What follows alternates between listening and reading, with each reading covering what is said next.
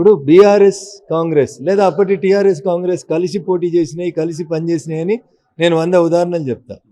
2004 తెలంగాణ ఉద్యమం జరుగుతున్న సందర్భంలో మీరు కాంగ్రెస్తో కలిసి పోటీ చేసిర్రు. రాష్ట్రంలో కేంద్రంలో మంత్రి పదవులు తీసుకురు. ఆ రోజు నుంచి మొదలుకొంటే మొన్న రాష్ట్రపతి ఎన్నిక వరకు శ్రీమతి ద్రౌపది ముర్ము రాష్ట్రపతి ఎన్నిక వరకు కాంగ్రెస్ టీఆర్ఎస్ కలిసే పనిచేసినాయి కదా.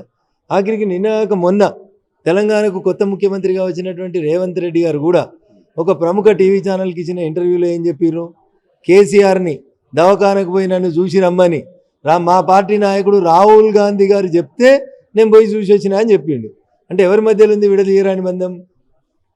ఎవరి మధ్యలో ఉంది? కాంగ్రెస్ బీఆర్ఎస్ మధ్యలో ఆ విడదీయరాని బంధం ఉంది.